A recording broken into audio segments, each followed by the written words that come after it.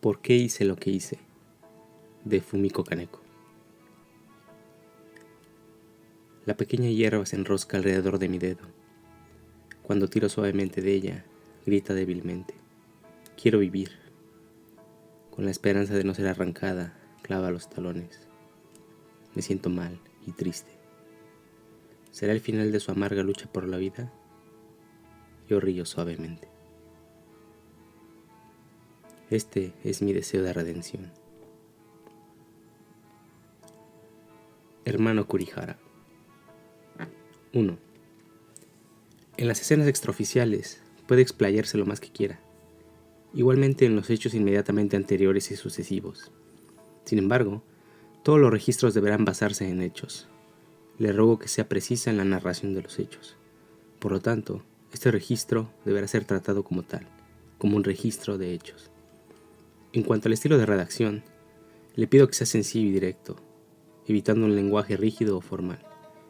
A menos que sea necesario, por favor, evite el uso excesivo de frases poéticas o recursos retóricos, y utilice adjetivos precisos y acordes a la realidad. Preste más atención al estilo que a la gramática. El inicio.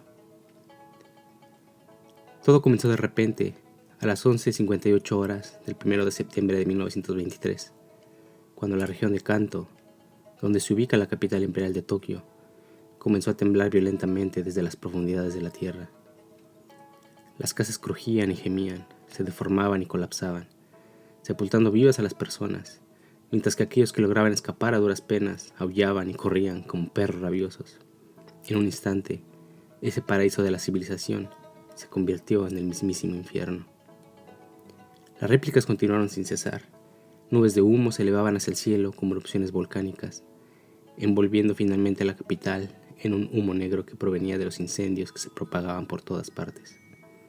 Agitación, desasosiego y finalmente un ridículo alboroto. No pasó mucho tiempo cuando la policía nos detuvo por orden de los encargados de la seguridad de la capital imperial. ¿Cuál fue el motivo? No sabré decirlo. Solo puedo decir que algún tiempo después fui convocada a una audiencia preliminar en el Tribunal de Distrito de Tokio para ser interrogada. El guardia me condujo a través de la puerta del Tribunal de Audiencia Preliminar, donde ya me esperaba un funcionario del tribunal, acompañado de un secretario. Cuando me vio, comenzó a preparar el asiento del acusado.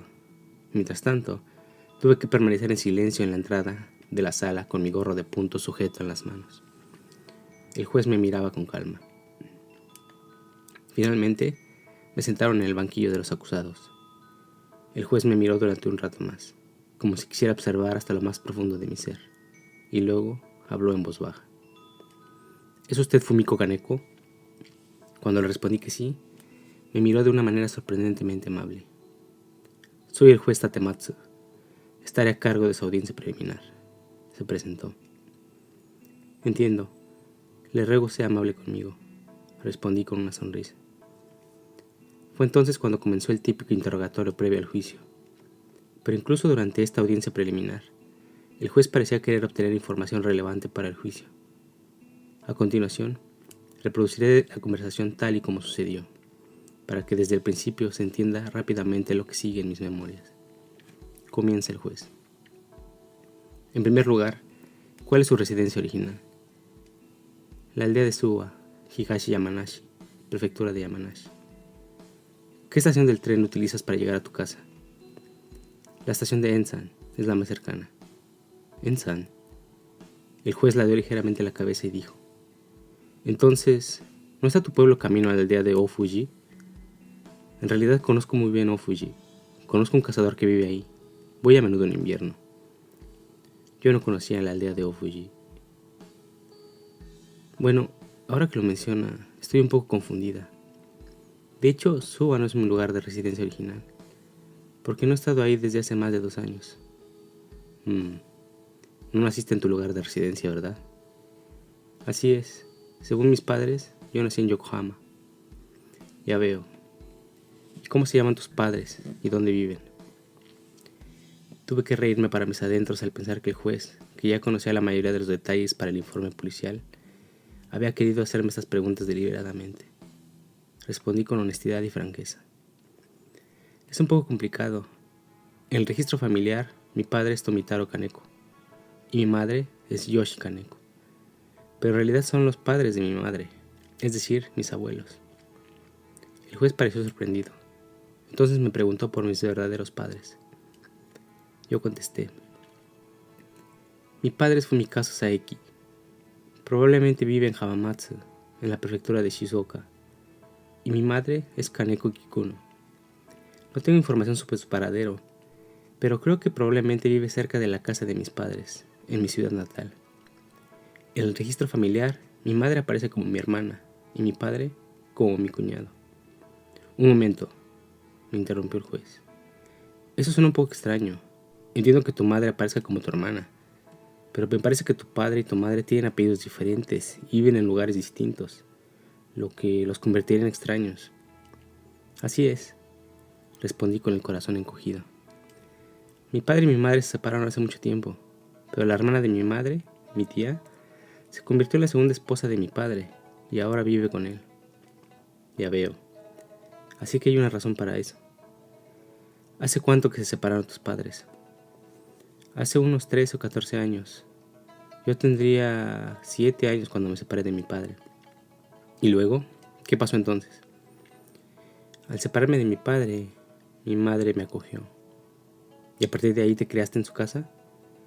Bueno, no es exactamente lo que pasó. Me separaron de mi madre poco después. Y a partir de ahí, mis verdaderos padres apenas se preocuparon por mí. Cuando respondí, sentí que toda mi vida se desplegaba dentro de mi pecho. Sin querer, sentí que se me cayó una lágrima. Lo viera o no, el juez pareció compadecerse de mí y dijo: he oído que has sufrido mucho. Ya hablaremos sobre eso más adelante, dijo, sacando los documentos de la mesa del secretario que tiene delante, y empezó a leer el caso. Como he dicho antes, no puedo escribirlo aquí. Además, no es necesario. Pero entonces el juez me ordenó que escribiera algo sobre mi pasado. Escuché que hay una cláusula en la ley que dice que no solo hay que indagar sobre las cosas que perjudican al acusado, sino también sobre las que lo benefician. O quizás solo quería saber que había alguna razón en mi circunstancia que me llevó a hacer algo tan escandaloso. Claro que también puede ser que lo ordenara por interés periodístico. Eso ya no importa. Simplemente escribí la historia de mi vida tal y como se me ordenó. Y estas son mis memorias. No sé si estas memorias servirán de algo en un juicio o no. Pero ahora que el juicio ha terminado, me doy cuenta que no debió ser de ninguna utilidad para el juez. Así que le pedí al juez que se llevara estas memorias a mi casa. Quería que se las entregara a mis camaradas. En parte porque quisiera que sepan más sobre mí. En parte también porque me gustaría que la publicaran en un libro si la encuentran útil. Me gustaría más que nada que lo leyeran los padres del mundo. Y no solo los padres, sino también los educadores, los políticos, los sociólogos y todos aquellos que intentan mejorar esta sociedad. Padre. Mis recuerdos se remontan a cuando tenía 4 años. Por aquel entonces vivía con mis padres en Kotobuki-cho, en Yokohama. Por supuesto, no tenía ni idea de lo que es mi padre. Más tarde supe que trabajaba como policía o algo así en la comisaría de Kotobuki. Por lo que alcanzo a recordar, esos breves primeros años vivía en un paraíso. Recuerdo que mi padre me quería mucho. Mi padre siempre me llevaba a los baños públicos. Todas las tardes me llevaba en hombros o en su carro, y yo me abrazaba su cabeza mientras atravesábamos las cortinas de los baños públicos. Cuando iba a la peluquería, mi padre siempre me llevaba con él. Mi padre estaba a mi lado, checando que quedaran bien el fleco y las cejas. Pero si aún así no le gustaba, le quitaba la cuchilla de afeitar de las manos al barbero y me afeitaba él mismo. Mi padre también me ayudaba a comprar ropa, e incluso marcaba él mismo el dobladillo de las mangas y las perneras con alfileres, para que mi madre ajustara mi ropa después. Cuando yo estaba enferma, también era mi padre quien se quedaba junto a mí en mi cama para cuidarme. Estaba muy al pendiente de mí en esos momentos. Me tomaba el pulso o me ponía la mano en la frente constantemente. Cuando lo hacía, yo no tenía que decir nada. Él sabía exactamente lo que yo quería solo por la forma en la que le miraba, y lo hacía cuidadosamente. Mi padre ponía especial atención al momento de darme de comer. Desmenuzaba la carne para que fuera pequeña y fácil de comer. Quitaba hasta la última espina del pescado y siempre probaba el arroz y el agua caliente. Si estaba demasiado caliente, dejaba que se enfriara un poco pacientemente antes de dármelo. En otras palabras, lo que en otras familias era hecho por la madre, mi padre lo hacía por mí. Viéndolo desde ahora, mi familia no era para nada acomodada, pero mis primeras impresiones de la vida no fueron desagradables. Creo que en aquella época mi familia era bastante pobre, y supongo que llevábamos una vida de escasez. Sin embargo, mi padre, que creía haber nacido en el seno de una familia con una larga historia, perteneciente a la última generación de samuráis, fue educado entre lujos en la casa de mi abuelo, que en aquella época aún era bastante rico, por lo que incluso durante este periodo de pobreza y penuria, mi padre me educaba como si siguiéramos siendo ricos. Y ahí acaban mis recuerdos felices. Pronto descubrí que mi padre había traído a una joven a casa. Los veía a él y a mi madre discutir e insultarse con frecuencia. Además, mi madre y aquella mujer se peleaban constantemente, y mi padre se ponía del lado de esa mujer. Yo tenía que presenciar cómo golpeaba a mi madre, por lo que ella tenía que escapar de casa. A veces no volvía en 2 o 3 días. Durante ese tiempo, me dejaban en casa de un amigo de mi padre. Como niña, esto era muy triste para mí, sobre todo cuando mi madre se marchaba de casa. Pero aquella otra mujer también desapareció de casa en algún momento. Al menos ya no está en mi memoria, pero a cambio, cada vez veía menos a mi padre en mi propia casa. Recuerdo a mi madre yendo a recoger a mi padre a la cantina, que ahora que lo pienso, debió de haber sido un prostíbulo. También recuerdo a mi padre levantándose en ropa de dormir y echando a mi madre de la habitación con una mirada malvada. Otras veces, mi padre volvía a casas a altas horas de la noche, cantando a todo volumen por el pueblo. Mi madre colgaba obedientemente su ropa en un clavo en la pared, pero luego sacaba de las bolsas envolturas vacías de caramelos, cáscaras de mandarina y otras cosas. Las miraba con resentimiento y decía: Dios mío, todo esto para ti solo. No fuiste para comprarle ni un solo dulce a tu hija. Mi padre, por supuesto, dejó la policía. Entonces, ¿qué estaba haciendo en ese momento? Incluso a día de hoy, no lo sé. Lo único que sé es que se la pasaba invitando a sus amigos a casa para beber y jugar a la baraja.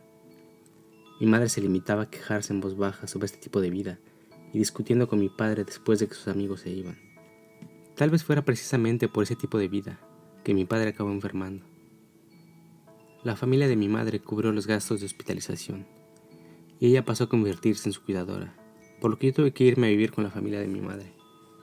Durante más de 6 meses, mi bisabuela y mis tías cuidaron de mí. A pesar de estar separada de mis padres, yo fui relativamente feliz durante ese tiempo. Cuando mi padre se recuperó, me llevaron a su casa. En aquella época vivíamos en la costa, en parte por la recuperación de mi padre tras su enfermedad, y en parte por mi frágil salud. Esa casa estaba en la playa de Isogo, en Yokohama. Pasábamos todo el día bañándonos en el mar y empapándonos de la brisa marina. Fue entonces cuando mi cuerpo recobró la salud como si hubiera nacido de nuevo. No sé si fue algo bueno o si fue una broma de la naturaleza para atarme al destino del sufrimiento venidero. Cuando nuestra salud mejoró, volvimos a mudarnos. Esta vez a una casa a las afueras de Yokohama, en un pueblo de unas 14 o 15 casas, rodeado por todas partes de arrozales. Una mañana nevada de invierno, después de mudarnos a esa casa, nació mi primer hermano pequeño. Fue alrededor del otoño de mi 6º año, cuando mi tía, la hermana de mi madre, vino a vivir con nosotros. Mi tía tenía algún tipo de problema ginecológico, pero no había ningún hospital adecuado para tratarse cerca de la casa de mis abuelos, por lo que se atendía en un hospital cerca de nuestra casa. Mi tía tendría entonces unos 22 o 23 años. Era una chica guapa y pulcra, con un rostro bien desarrollado. Era amable y gentil, y lo hacía todo con decisión, meticulosidad y rapidez. Por eso era querida y apreciada por sus padres. Sin embargo, al poco tiempo, la relación de mi tía con mi padre se volvió un poco extraña. Por aquel entonces, mi padre trabajaba en un almacén de la costa, haciendo los registros para los obreros que recogían y descargaban la carga. Pero como de costumbre, faltaba el trabajo con cualquier excusa. Debido a ello, mi familia no podía permitirse vivir bien. Por eso mi madre y mi tía tenían que trabajar en casa, haciendo tejidos con cáñamo. Día tras día, mi madre envolvía las 3 o 4 cuerdas de hilo de cáñamo que había tejido y se llevaba a mi hermano a la espalda para cobrar el poco dinero que recibía a cambio. Lo que me parecía muy extraño en ese entonces es que, en cuanto mi madre se marchaba, mi padre invitaba a mi tía a la habitación de 3 tatamis que había junto a la puerta principal, donde él se acostaba. Aunque no parecían tener mucho que decirse, mi tía siempre permanecía en aquella habitación. No podía evitar sentirme intrigada. Por fin, un día, me acerqué de puntitas y me asomé al interior de la habitación a través de un desgarrón de la puerta corrediza. No me sorprendió lo que vi. No era la primera vez que veía una escena así. Desde que era mucho más joven, mi padre y mi madre habían mostrado un comportamiento descuidado. De hecho, eran muy descuidados. Fuera por eso o no, yo era bastante precoz y mi interés por el sexo se despertó a partir de los 4 años. Mi madre era una mujer muy indolente. No me regañaba ni se preocupaba mucho por mí. Mi padre, en cambio, se ponía muy violento cuando me regañaba, pero cuando quería, podía ser muy cariñoso. ¿Cuál de estas dos personalidades cautivaba más el corazón de los niños? Yo estaba más unida a mi padre cuando era pequeña. Si no hubiera visto sufrir tanto a mi madre por culpa de él, probablemente hubiéramos seguido muy unidos. Pero antes de darme cuenta, estaba más cerca de mi madre que de mi padre. Mi madre siempre me llevaba con ella donde fuese, pero desde que mi tía vino a vivir con nosotros, mi padre me impedía salir. Me reñía de varias maneras para que me quedara en casa. Viéndolo desde ahorita, esto debió de ser para disipar los temores de mi madre sobre mi tía y para encubrir lo que estaban haciendo. Cuando mi madre se marchaba, mi padre me impedía salir a jugar, o mejor dicho, me echaba de la casa. Yo no le pedía dinero, pero él me daba más dinero de lo normal para que me quedara fuera de casa por más tiempo. Además, cuando mi madre volvía a casa, se quejaba de mí diciendo: «Esta niña es terrible, se aprovecha de que tengo debilidad por ella y cuando sales, viene corriendo a pedirme dinero para salirse a jugar». Pronto llegó el fin de año. Recuerdo una noche vieja. Mi madre se fue a la ciudad con mi hermano a cuestas. Mi padre, mi tía y yo estábamos sentados junto a la mesa de centro de la sala. Era una noche húmeda y lúgubre. A diferencia de lo habitual, mi padre y mi tía tenían el rostro sombrío. Al final, mi padre levantó la cara y dijo en tono melancólico: «¿Por qué mi familia tiene tan mala suerte? Espero que el año que viene sea mejor. Un hombre no es más que su suerte. Hasta que no llega, no podemos hacer nada». Esta era la filosofía de mi supersticioso padre. Desde que era muy pequeña, mi padre me decía cosas así de todo el tiempo. Ellos estaban discutiendo algo, y entonces mi tía se levantó y sacó una caja de peines del armario. «¿Puedo usar este?», dijo, cogiendo uno de los peines y echándole un vistazo. «Ese no, es demasiado bueno», replicó mi padre cogiendo uno de los peines y mirándolo. «Pero lo vas a tirar de todos modos». «Nadie debería tirar nada, aunque sea un peine». Mi tía tomó el peine con un diente roto y probó ponérselo en el pelo de varias maneras. «No hace falta que lo aprietes tanto, solo ponlo suavemente encima del flequillo», dijo mi padre.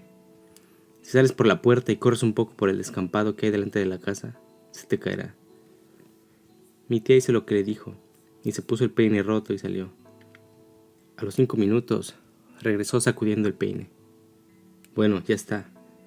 A partir del año que viene, la suerte nos acompañará». Mientras mi padre decía esto, mi madre volvió. Ella se echó a mi lloroso hermano a la espalda para darle de comer, y mi tía aprovechó para desenvolver el paño con la compra. De él sacó 2 o 3 docenas de rebanadas de pasteles de arroz, 7 u 8 filetes de pescado, 3 bolsitas de papel y un amuleto de fin de año de 3 a 5 centavos. Esta fue nuestra preparación para recibir el año nuevo. Al día siguiente, mi tío vino de visita de parte de la familia de mi madre.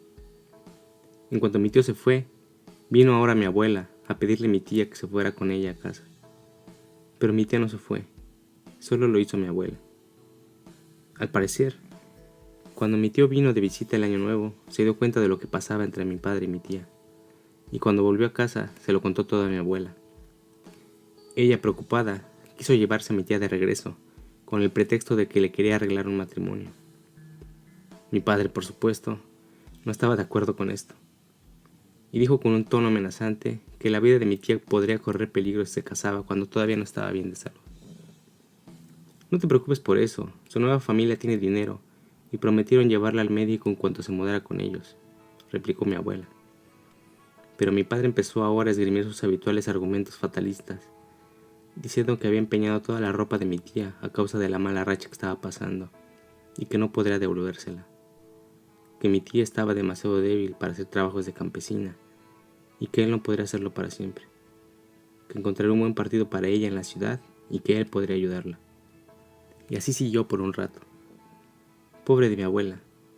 Por supuesto que no creyó las palabras de mi padre, pero no era más que una campesina ignorante. No pudo superar las mentiras de este astuto hombre de ciudad. Mi abuela regresó a su casa. Mi padre debió de sentir alivio al librarse de esos familiares molestos. Debió de ser mi madre quien sintió más dolor en su corazón. De hecho, mi casa fue un caos desde entonces. ¿Y qué decir de mi tía? Creo que nunca fue muy feliz. Recuerdo que se ausentaba de vez en cuando, a veces durante 2 o 3 meses. Más tarde supe que se iba a trabajar sola a casa de otra persona para evadir a mi padre. Cada vez, sin embargo, mi padre buscaba pacientemente por ella, y al final la encontraba. La segunda vez que trajo de regreso a mi tía, volvimos a mudarnos. Esta vez, en medio de una cuesta, al final de la colina Kuboyama, en Yokohama, a 5 o 6 cuadras del templo y el crematorio. Mi padre parecía no hacer nada, como de costumbre, pero al final encontró la forma de ganar algo de dinero y alquiló una casa en la calle de Sumiyoshi, al final de la colina, que era adecuada para poner un negocio. Mi padre montó una tienda de hielo en la casa.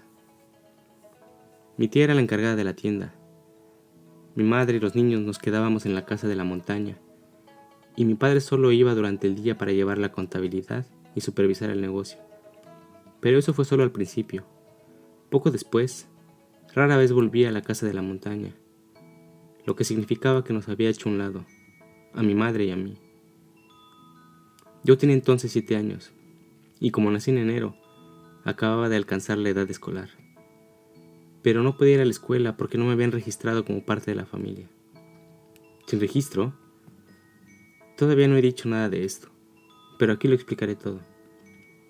¿Por qué no me habían registrado? La razón simple es que mis padres no estaban oficialmente casados. Pero ¿y por qué no se habían casado?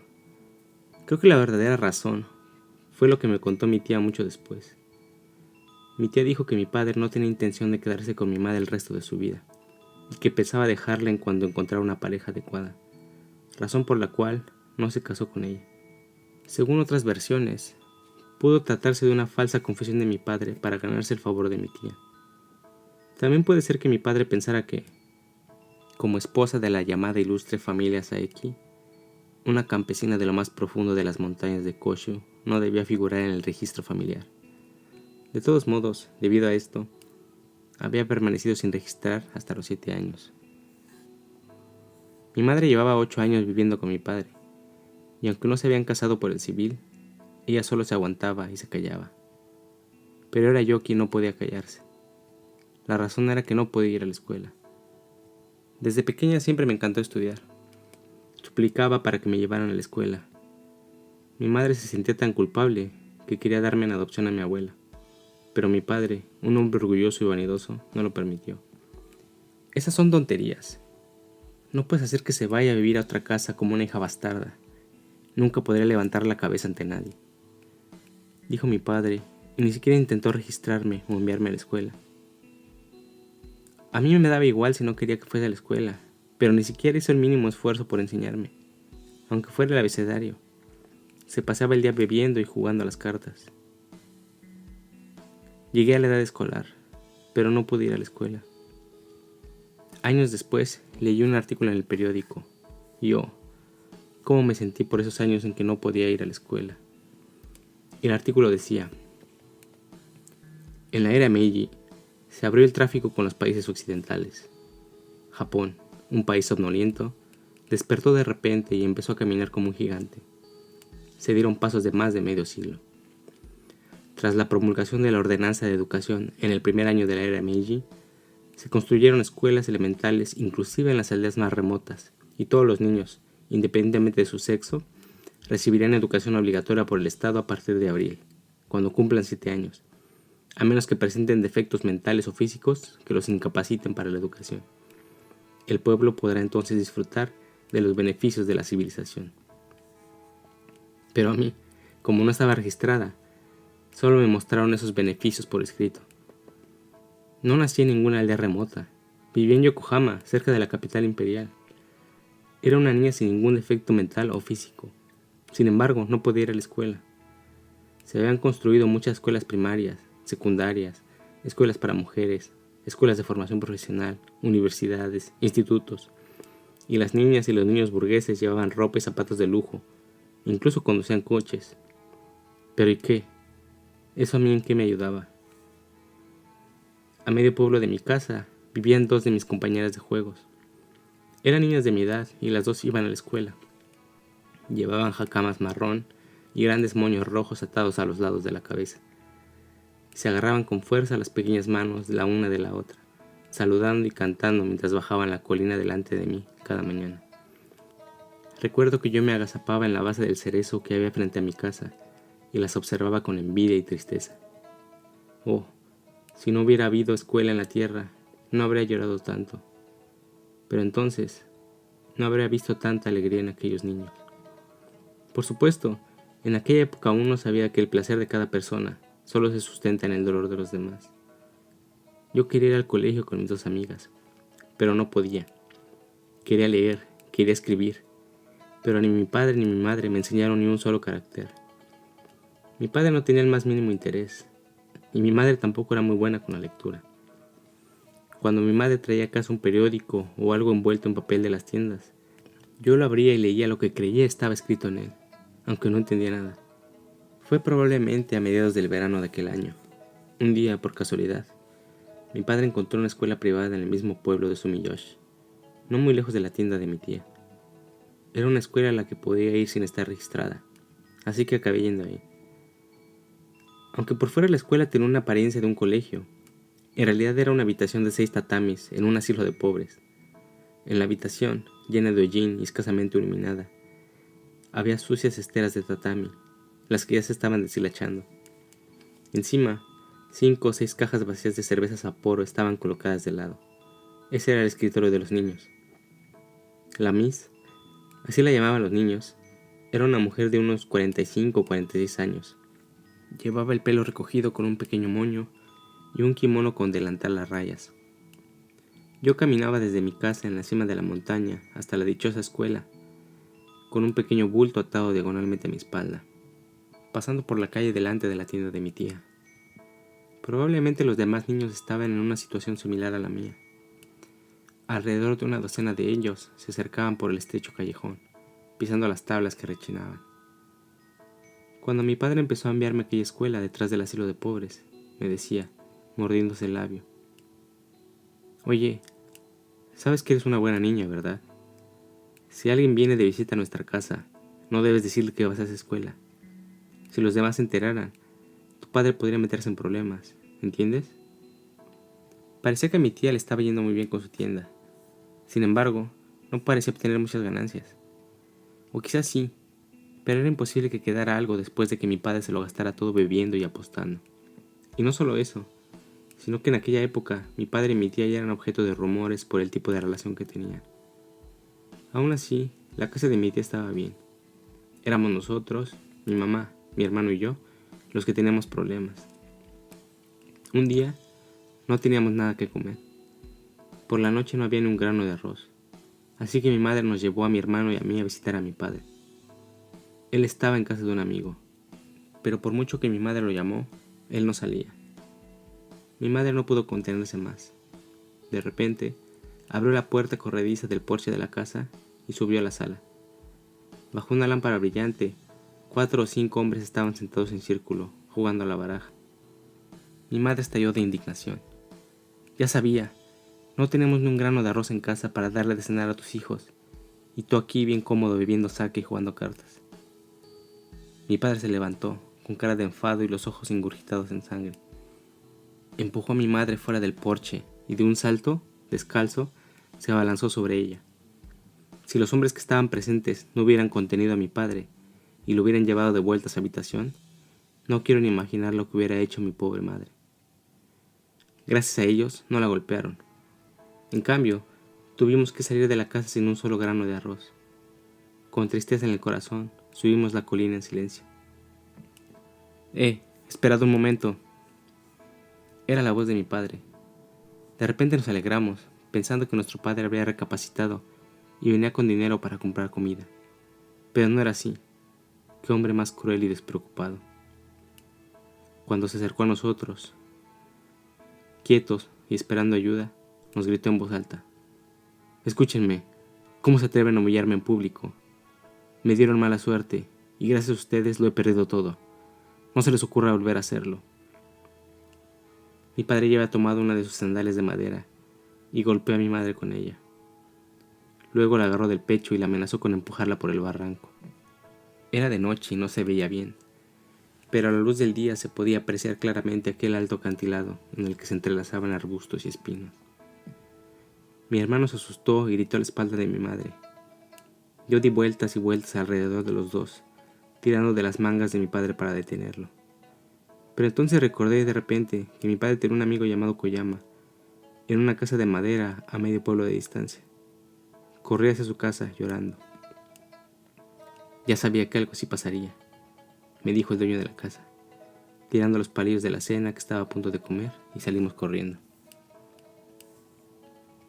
Poco después de comenzar a asistir a la escuela, llegó el día de muertos y la maestra nos pidió que lleváramos 1 kilo de azúcar. Tal vez fuera lo único que recibiría como aguinaldo, pero yo no pude hacerlo. Quizás se debió a las dificultades de mi vida, pero probablemente también fue porque el desorden en casa no me dejaba espacio para preocuparme por mis deberes escolares. En fin, por eso tuve que dejar la escuela sin haber aprendido más de 20 o 30 caracteres de katakana. La tienda de mi tía no logró mantenerse hasta el final del verano. Ella y mi padre regresaron con nosotros a la casa de la montaña. La casa se volvió cada vez más caótica. Mis padres discutían y peleaban cada 3 días. Cuando se peleaban, siempre sentía lástima por mi madre. Siempre me ponía de su lado. Por eso a veces me pegaban junto a ella. En una ocasión, mi madre y yo nos quedamos encerradas fuera de casa en mitad de la noche bajo una lluvia torrencial. Mi padre y mi tía siempre se trataban con cariño, pero mis abuelos siempre insistían en que volviera a casa. Finalmente, mi tía aceptó. Dijo que regresaría a su casa, pero mi padre dijo que también iría él.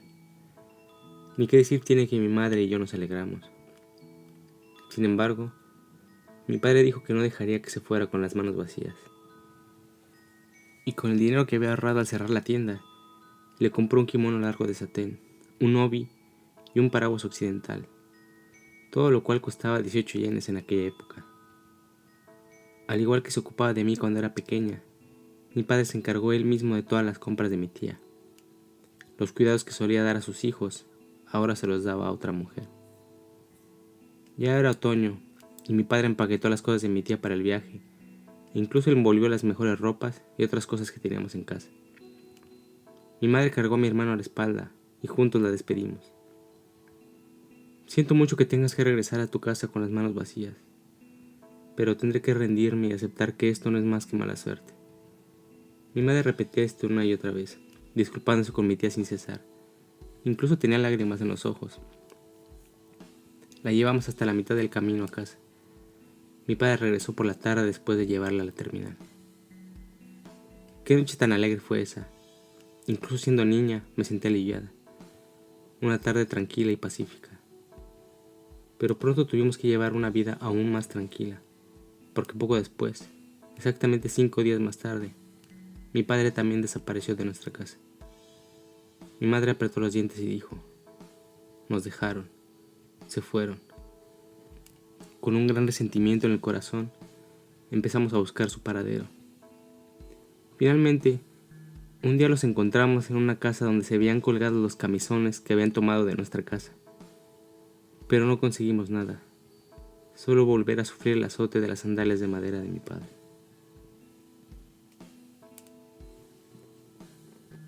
Madre. Cuando mi padre nos abandonó, nos encontramos perdidas. Al principio, todavía teníamos algo de comida para vender y comer, pero pronto se nos acabó. Mi padre no nos enviaba ni un céntimo. pero teníamos que sobrevivir de alguna manera. No podía culpar a mi madre por terminar viviendo con un herrero llamado Nakamura, que tenía un buen salario. Gana buen dinero. Recuerdo que mi madre me lo dijo con un tono de voz como si estuviera suplicando mi perdón. Definitivamente era una persona ignorante y testaruda. Recuerdo un episodio. Nakamura vino a nuestra casa con un pequeño paquete, y antes de que nos diéramos cuenta, estaba durmiendo y despertándose en nuestra casa. Todas las mañanas iba a la fábrica, que estaba a poca distancia de nuestra casa, vestido con su uniforme verde y llevando su lonchera. Nakamura tendría entonces 48 o 49 años. Era un hombre bajo y encorvado, con la cabeza poblada de canas y unos ojos hundidos de mirada maliciosa. Mi padre, que en su juventud había sido bastante refinado y aristocrático, y que también había despreciado a la clase obrera, me había transmitido ese desprecio. Yo no quería ni hablar con ese Nakamura de aspecto desagradable, y mucho menos hacerme amigo de él.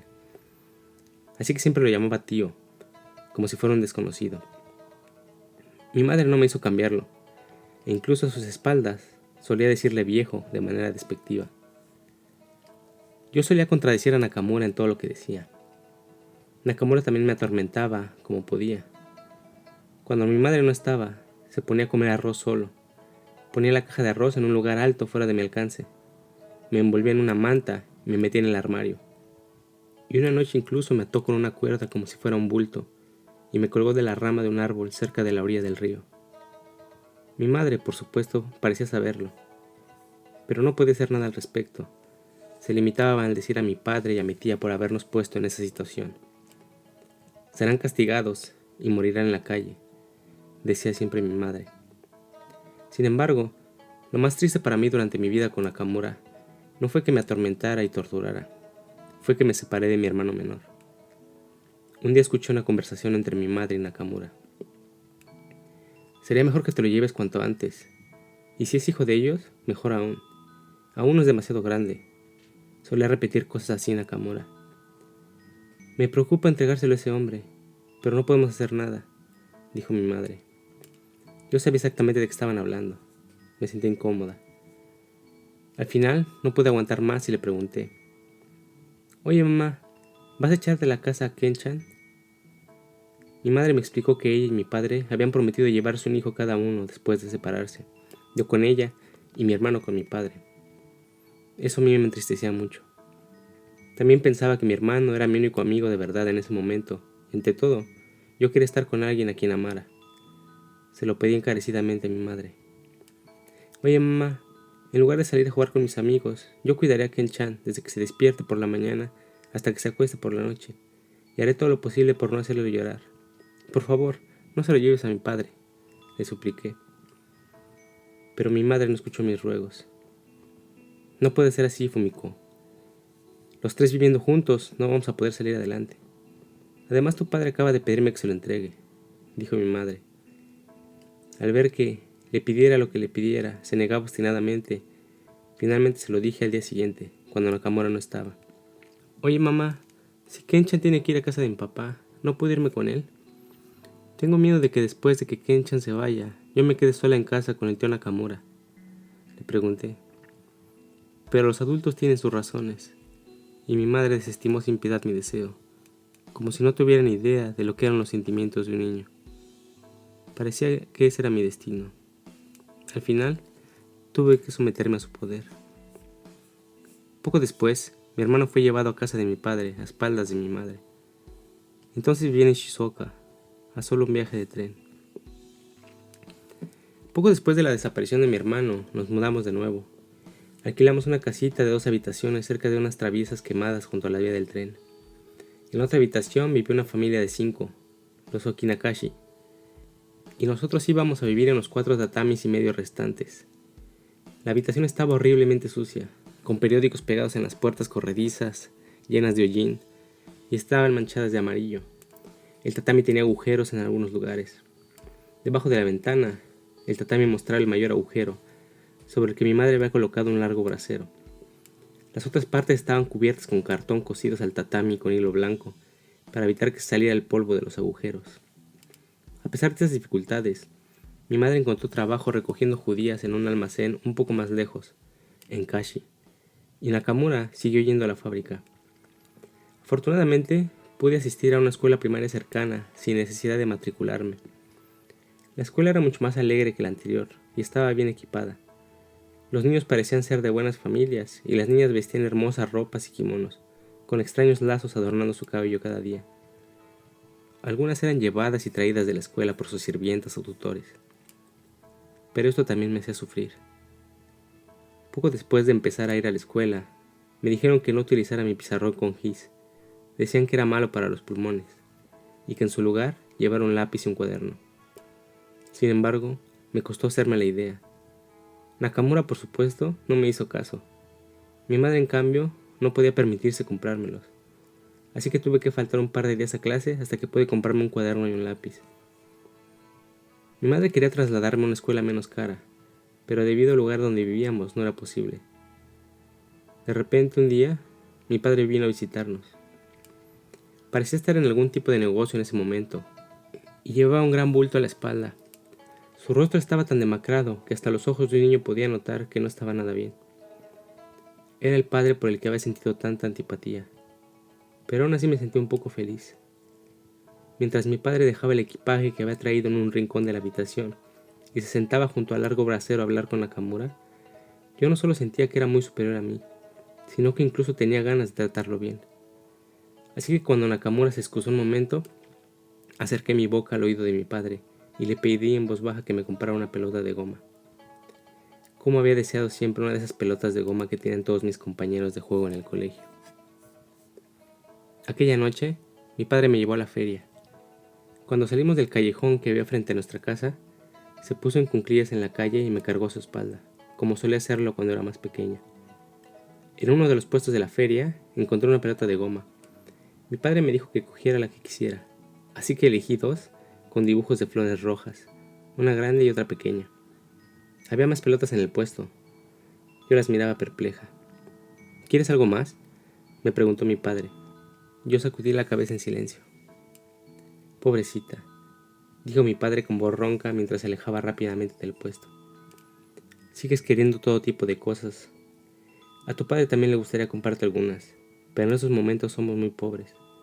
Por favor, Fumiko, tenme un poco de paciencia. Sentí que algo subía por mi pecho, pero al final lo reprimí. Incluso de niña me daba vergüenza llorar delante de tanta gente. Caminamos un rato más por las calles nocturnas antes de volver a casa. Cuando atravesamos las brillantes luces de la ciudad y nos adentramos en un callejón oscuro y solitario, mi padre me habló. Oye, Fumiko, perdóname. Lo siento mucho, pero tendrás que soportar un poco más esta situación. Siento mucho haberte hecho sufrir. Tú que no sabes nada de esto, todo por mi culpa. Pero verás, tu padre no será pobre para siempre. Cuando salga de esto, tú serás la primera en disfrutarlo. Solo tienes que esperar un poco más. Mi padre estaba claramente llorando. Sollozaba con lágrimas en la voz. Yo también lloraba.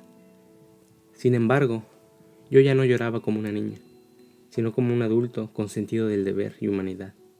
Le dije, no importa lo pobre que seas, solo llévame a vivir contigo y llévame con Kenchan. Lo sé, dijo mi padre, encogiéndose más de hombros. Si pudiera, te llevaría conmigo, pero si te llevo ahora, tu madre te echará de menos. Ella depende de ti todo el tiempo, así que debes tener paciencia durante un tiempo más. Entonces tu padre vendrá a buscarte, vendrá por ti. Mi padre había dejado de caminar. Se detuvo al lado del camino y siguió llorando, con la voz apagada. Yo también me aferré a la espalda de mi padre y lloré. Pero mi padre no se quedó así para siempre. Al final, con un tono de voz claro dijo, vamos a casa, tu madre nos estará esperando. Y empezó a caminar con unos pasos firmes. Cuando llegó a la entrada del callejón que había junto a la casa, me puso a su espalda y me secó las lágrimas con un pañuelo blanco. Más tarde, aquella misma noche, mi padre volvió a empacar sus cosas y regresó a su casa. Desde entonces, cada vez que anochecía, salía corriendo de la casa y miraba hacia la calle.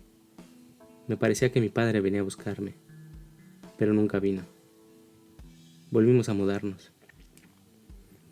Después de mudarnos, mi madre suplicó a gritos al director del colegio que me dejara asistir a la escuela primaria, hasta que él finalmente aceptó. La escuela era mucho más fea que la anterior, y muchos de los alumnos eran pobres. Resultaba bastante poco atractiva, y me trataban claramente como un estorbo. Por las mañanas, cuando empezaban las clases, los profesores pasaban lista llamando a cada niño por su nombre, pero a mí no me llamaban, aunque yo estaba presente. Puede que ahora no parezca gran cosa, pero para un niño era algo muy difícil y doloroso. Por eso, yo llegaba tarde a propósito, y si no lo hacía, abría la tapa de mi pupitre y metía la cara mientras el profesor pasaba lista, o abría y leía un libro que no necesité. Y cuando los profesores me regañaban, yo solo metía las manos debajo del delantal, avergonzada. Ocurrió tal vez al mes, o quizás al mes siguiente, de entrar a la escuela. Una mañana, entregué el sobre con la colegiatura a mi profesor. Poco después me llamaron a la sala de profesores, sin saber para qué. Entré en la sala con aire indiferente. El profesor me mostró el sobre de papel que le había dado y me dijo: «Nos entregaste el sobre vacío. No hay nada aquí adentro. ¿Quieres explicarnos qué sucede?» Por supuesto, no pasaba nada. Yo solo traía el dinero que me había dado mi madre para pagar la mensualidad. No pasa nada. No tuve más remedio que contestar. No, si no pasara nada, el dinero estaría aquí. Habrás comprado algo por el camino. No. Entonces te habrá caído cuando vienes para la escuela. No, lo llevaba en el bolso. El director me lanzó una mirada aterradora. Seguía diciendo que seguramente me había gastado el dinero. Al final, incluso registraron mi mochila. Pero en mi mochila no había dinero ni nada. Los ojos del director y del profesor estaban cada vez más coléricos. Parecían suponer que debía haber comprado algo, y me reprendieron por tener la temeridad de hacerlo. Sin embargo, yo no sabía nada, por mucho que me acusaran de ocultar algo así. Insistí en que no tenía ni idea de lo que me decían. El chico de los recados corrió a mi casa y llamaron a mi madre. Cuando la citaron ante el director, al principio pareció un poco desconcertada, pero pronto comprendió la verdad del asunto. «No ha sido ella, se los juro», dijo mi madre y buscó una excusa. «Anoche metí la mensualidad en el bolso porque no quería que se le cayera. Mi marido lo vio. Había colgado el bolso en la pared. Quizá él lo sacó y se lo llevó cuando fue a la fábrica. No es la primera vez que ocurre». Mi madre siguió dando explicaciones. De hecho, a mí también me había pasado algo similar con mis cosas.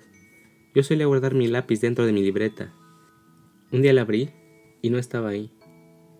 Ese día regresé llorando a casa. Ese tipo de cosas ocurrieron más de una vez. La historia de mi madre debió haber conmovido al director. Recuerdo que estaba cerca y escuché que el director le dijo a mi madre: «Es una pena que una niña pase por una situación así. De ahora en adelante, yo me encargaré de cuidarla lo mejor que pueda». Incluso, ¿qué le parecía si la adopto? En retrospectiva, no sé si fue porque el director realmente sentía lástima por mí, o porque pensó que sería una buena idea, ya que él no tenía hijos.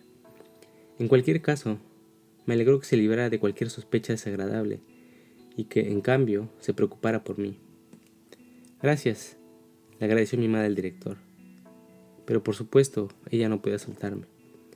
«Pero es mi única hija, y estoy tan encariñada con ella, que quiero educarla en mi propia casa, cueste lo que cueste», continuó. El director no podía objetar a eso. Mi madre me llevó de la mano de regreso a casa. De esto deduje claramente que debió de haber alguna riña entre mi madre y Nakamura. Nakamura había estado viviendo fuera, y quizá incluso necesitara dinero de mi colegiatura para ello. Pero después la cosa parecía haberse agravado. A veces, en los bolsillos de la ropa de trabajo de Nakamura, mi madre encontraba una cuenta o una factura de un pequeño restaurante. Él se quejaba de que ella debería ahorrar dinero en la cocina, que era demasiado vaga para usar carbón. Mi madre empezó a tener otros días problemáticos. Creo que debió de ser aún más difícil para ella, porque ella y Nakamura no se habían unido por amor, como lo había hecho con mi padre, sino solo por conveniencia de vivir juntos. Al final, Nakamura fue despedido, por robar y vender maquinaria de la fábrica, o algo así. Con eso, mi madre dejó a Nakamura. Después de dejarlo, cerramos temporalmente nuestra casa y nos fuimos a vivir con un conocido. Mi madre me dejaba ahí y se iba todos los días a buscar trabajo. Cada mañana, antes de salir, me advertía: «No se te ocurra salir a la calle, Nakamura podría encontrarte». Como podrás adivinar, nos fuimos de la casa de Nakamura sin su consentimiento. Mi madre buscaba trabajo todos los días, pero no encontró ni uno bueno en la ciudad. Sin embargo, se enteró de que el hermano de una conocida supervisaba una fábrica de seda en el campo, a las afueras de la ciudad, y decidió que fuéramos ahí. Mi madre estaba muy alegre porque pensaba que aquel hombre era un supervisor que se apiadaría de nosotros y nos ayudaría. Mi madre era tan dependiente de los demás que hasta me daba escalofríos. Era una mujer que no podía dar un solo paso por sí misma. Pero yo era una niña y tenía que obedecerla. Sin embargo, ir a la fábrica de seda no nos sirvió de nada. En primer lugar, la persona que supuestamente nos ayudaría no era ni capataz ni nada parecido, sino solo un humilde cocinero. A pesar de ello, pasamos allí unos 3 meses. Por extraño que parezca, no tengo recuerdos de esa época. Lo único que recuerdo es que un día mi padre apareció inesperadamente con unos caramelos. En ese momento yo estaba muy feliz porque pensaba que mi padre había cumplido su promesa de venir a buscarme después de haber resuelto su vida. Pero hube de darme cuenta de que no era así. Era mi padre, pero qué padre tan lamentable era. Ya no era el padre que me compraba juguetes ni cuidaba de mí. Cuando llegó él, mi madre pidió una excedencia en la fábrica para irse a vivir con mi padre. Vivieron juntos como si nunca se hubieran separado. Pero un tiempo después, mi padre volvió a desaparecer. Era como si nos hubiésemos hecho tan extraños el uno al otro, que ni siquiera teníamos idea de cuánto tiempo había estado allí, ni de cuándo se había marchado. Nosotros volvimos de nuevo a la ciudad. Mi madre parecía haber encontrado trabajo en una helandería.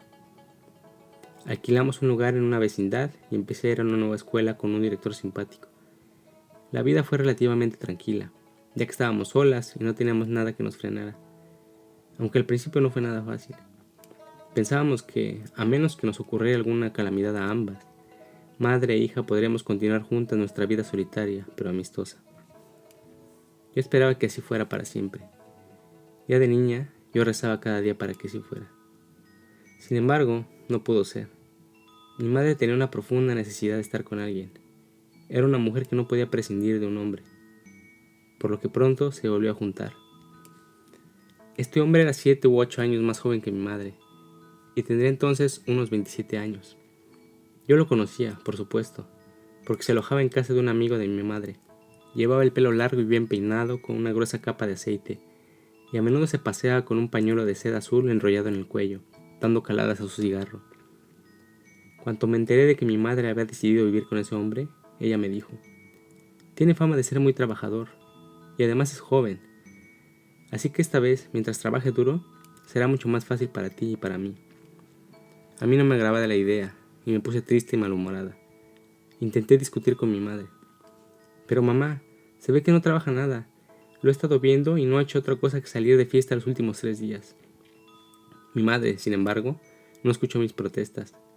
Explicó que aquel hombre había estado descansando ayer y anteayer porque se había resfriado y no podía trabajar en la fábrica, y recalcó que su tía le había dicho que era un trabajador poco común.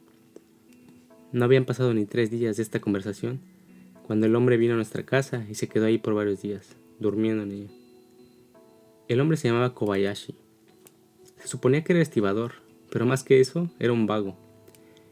No vivía solo, y de hecho tenía pareja, una viuda de mediana edad, que de cierta manera se lo enjaretó a mi mamá para que se hiciera cargo de él. Incluso esta mujer, que tenía antecedentes penales, lo consideró demasiado, así que se deshizo de él sin problemas, convenciendo a mi madre para que lo aceptara. Kobayashi solía quedarse en casa y no salía en un momento. A veces iba a trabajar, pero volvió inmediatamente con la excusa de que se le había hecho tarde o algo así. Mi madre también dejó su trabajo en la fábrica, y sin que me diera cuenta, los 3 nos limitábamos a dormir y a vivir juntos, mientras ella trataba de mantenerme alejada lo más posible. Una noche, ya pasadas las 9, yo seguía despierta, haciendo tarea o algo así en un rincón de la única habitación de 6 tatamis que teníamos. Kobayashi, mi madre y yo estábamos platicando, cuando de repente me pidió que fuera a comprar unos camotes asados. Mi madre, medio adormilada, sacó su monedero y me lo lanzó. ¿Camotes?, le pregunté en tono de reclamo. La tienda de camotes cierra temprano, así que seguramente ya estarán dormidos. Mi madre respondió bruscamente e impaciente: «No es la única tienda de camotes. Vete por la calle de atrás por el lado de los baños públicos. Esa todavía estará abierta. Ve rápido. La tienda al lado de los baños públicos. Cuando oí esto, sentí un escalofrío recorriendo mi espalda como si fuera una niña pequeña. Para llegar ahí, tenía que pasar por debajo del gran árbol del bosque de Hachiman. Oye mamá, ¿no te apetecen mejor unos dulces?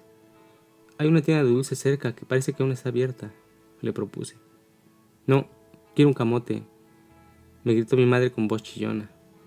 ¿No piensas hacer caso a tus padres? Anda, ¿de qué tienes miedo? Su bravuconada me asustó tanto que finalmente decidí ir. Le pregunté cuánto dinero tenía que llevar y ella me respondió con voz adormilada. Hay 5 monedas en mi bolsa, compra esa cantidad. Tomé el dinero y me levanté. Luego cogí el furoshiki de la cocina y bajé a la entrada. Abrí la puerta y miré temerosa al exterior. Dudé. Soplaba un viento frío y la oscuridad era total. A lo lejos oían los badajos de los bomberos.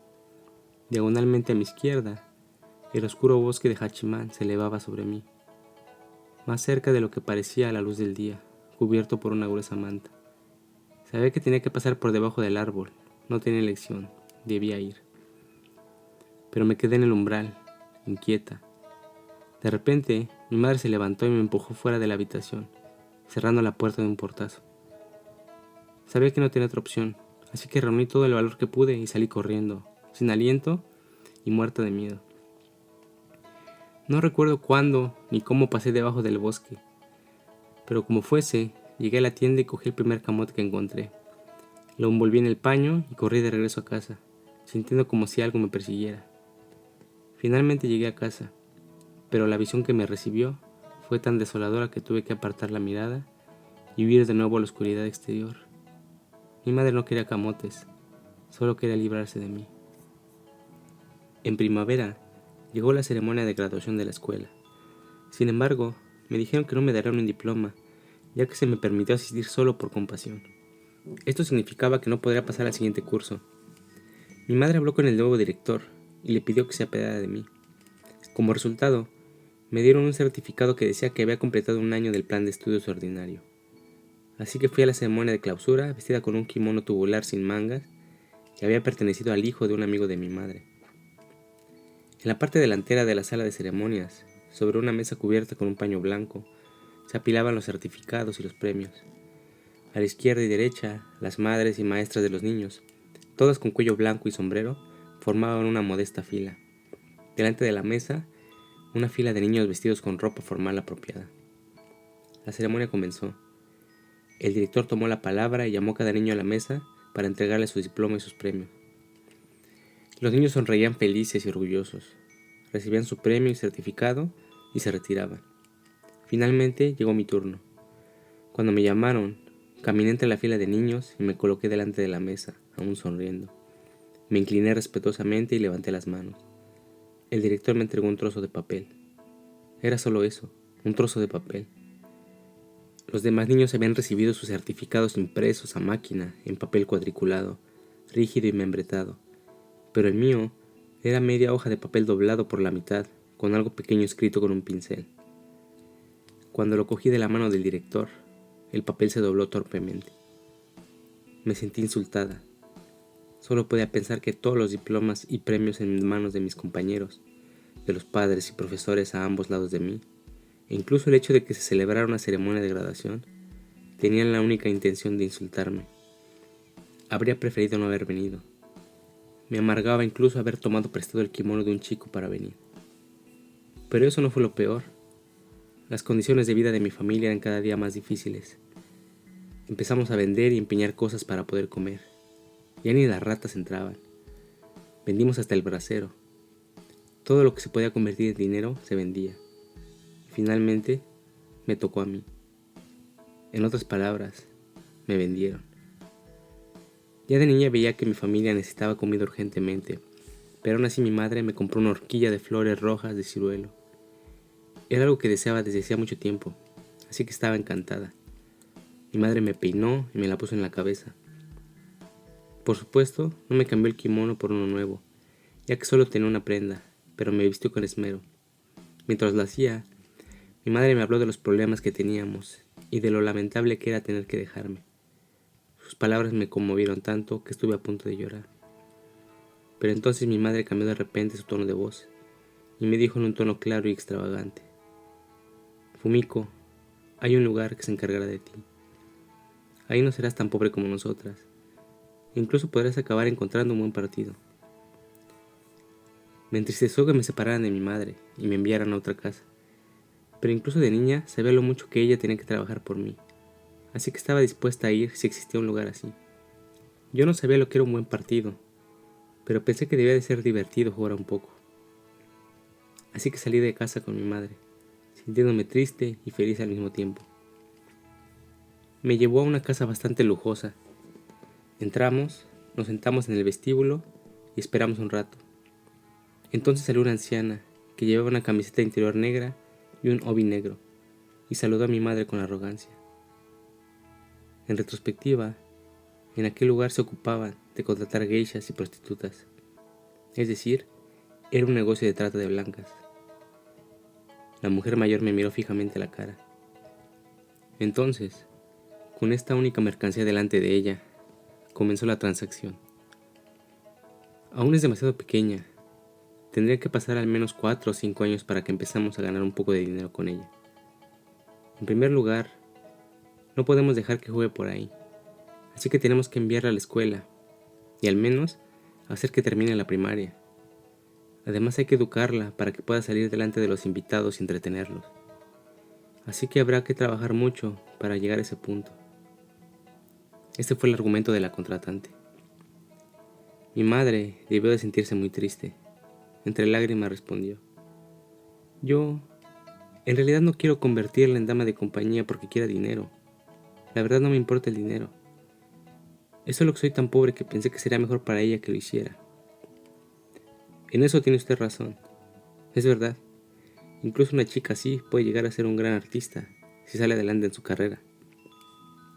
La anciana se aprovechó de la debilidad de mi madre e hizo unos pequeños comentarios. Mi madre aprovechó para enseñar una copia del libro de familia de mi padre y una copia de su genealogía. Intentó demostrarle que mi familia descendía de un supuesto clan de samuráis. Luego añadió: Estoy convencida de que con estos antecedentes familiares será más fácil para ella destacar en su carrera. Tal vez la anciana pensó que había atrapado un bonito pajarito en su red. Mi madre, por su parte, no parecía nada descontenta con la suma que le ofrecieron. La conversación parecía bastante zanjada. Yo sabía, por supuesto, que la historia era muy distinta de la que mi madre me había contado cuando me trajo, pero seguía sin saber lo que era una dama de compañía o una geisha. De cualquier manera no me importaba tanto cuando pensaba que también me enviarían a la escuela y me enseñarían a comportarme. Sin embargo, cuando llegó el momento de decidir en qué dirección me llevarían, hubo un problema. La anciana le dijo que me enviarían a Mishima, en la carretera de Tokaido. Cuando escuchó el nombre de Mishima, mi madre se deprimió de repente. ¿No puede enviarla a un lugar más cercano? Mishima está demasiado lejos para que podamos vernos de vez en cuando, dijo mi madre en tono de súplica. La otra mujer pareció un poco perpleja y contestó: Bueno, lo siento, pero por desgracia no hay ninguna otra casa cerca de aquí, solo la de Mishima. Mi madre trató de que me enviaran a un lugar más cercano, pero la otra mujer dijo que no servía de nada. Finalmente, mi madre se dio por vencida. Entonces, creo que tendremos que regresar otro día. Se negó con pesar y volvimos a nuestra oscura y solitaria casa. Viéndolo desde ahora, no sé si pude haber sido feliz en dicho lugar. También creo que mi madre me mintió cuando dijo que pensaba que eso me haría más feliz. Porque creo que si realmente fuera así, no habría razón para que rechazara la oferta solo porque no podría verme con suficiente frecuencia. Al no haber conseguido vender sus últimas pertenencias, nuestra familia se encontraba en una situación desesperada. El casero no dejaba de insistirnos para que pagásemos la renta. Las tiendas ya no nos querían fiar. Una noche, escapamos sin avisar a nadie, cargando todos los enseres domésticos a la espalda. Acabamos en una posada de madera destartalada a las afueras del pueblo. Por fin habíamos tocado fondo. Alquilamos una habitación de 3 tatamis. Las otras habitaciones estaban ocupadas por una mezcla de tomadores, obreros, estafadores, boleros, zapateros y carpinteros. Muchos de ellos se la pasaban holgazaneando día y noche en sus habitaciones. Solo salían cuando la situación se volvía desesperada, con sus ropas rotas y arrugadas. De camino a casa, sorbían saque barato y regresaban borrachos y semi-inconscientes. Entonces se reanudaba la algarabía. Sacaban la baraja y se ponían a jugar mientras discutían de manera absurda, hasta que finalmente acababan a los golpes. En un ambiente así, el perezoso de Kobayashi no tenía la más mínima intención de ir a trabajar. Día tras día, de la mañana a la noche, Kobayashi se revolcaba en un rincón de la habitación y dormía profundamente. Rara vez hacíamos 3 comidas al día. La mayoría de las veces no comíamos nada. Yo siempre pasaba hambre. Incluso ahora, cuando tengo hambre, me acuerdo de esos días. Recuerdo que cuando paseaba por la ciudad con el estómago vacío, vi un cuenco de arroz quemado y ennegrecido en el cubo de la basura. Me lo metí suavemente a la boca. Recuerdo lo delicioso que me pareció. Mi madre me pedía disculpas, siempre con cara de vergüenza. Siento mucho que tengas que pasar por todo esto. Cuando yo le decía que era porque estaba con aquel hombre, ella ponía cara de fastidio y decía: yo pensaba que era trabajador, pero es un hombre espantoso. Estoy harta de esto. Estoy realmente harta. Digan lo que digan, hubiera preferido vivir sola, aunque tuviera que morder piedras. Si hubiera estado sola contigo desde entonces, no habríamos caído tan bajo. Mi madre bajó la cabeza con tristeza. A menudo sus palabras se entrecortaban. Cuando volvió a levantar la vista, dijo con voz abatida, como si se hubiera dado por vencida: pero ahora, aunque quisiera dejarlo, no sería capaz de hacerlo. Debe haberlo dejado en ese momento, cuando pude, sin pensarlo. Pero ahora no puedo. Yo no sabía de qué estaba hablando. Solo me molestó la falta de determinación de mi madre. Mi madre se quejaba a menudo de Kobayashi, pero Kobayashi era tan inamovible como una piedra de molino. Mi madre se dio por vencida y trabajó sola, haciendo su propio trabajo en casa, como enhebradora de lino. Con el tiempo, incluso ella dejó de hacerlo. Se la pasaba acostada y se levantaba con la cara desencajada, como si hubiera algo mal en ella. Pero yo era una niña, después de todo. Aunque me doliera tanto verla así, yo quería seguir saliendo a jugar. Un día, mientras jugaba con los niños del barrio cerca del río, mi madre se acercó y me llamó. ¿Qué pasa, ma? Ella me preguntó con voz débil si no había visto algún arbusto de alquequenje en los alrededores. Los niños fueron muy amables. Todos nos ayudaron a buscar. Lo encontraron fácilmente bajo un puente cercano. Una niña sabía dónde estaba uno desde hace tiempo y estaba esperando a que creciera. Ella misma lo arrancó. Gracias, dijo mi madre, y la partió limpiamente por la base. Metió las raíces en las mangas de su kimono y se marchó. Aquella noche solo vi las raíces amarillas de aquella planta envueltas en periódicos viejos y colocadas en un estante de mi habitación junto a la lámpara de aceite. Ahora sé que mi madre estaba embarazada. Había intentado utilizar la raíz de aquella planta para abortar al bebé.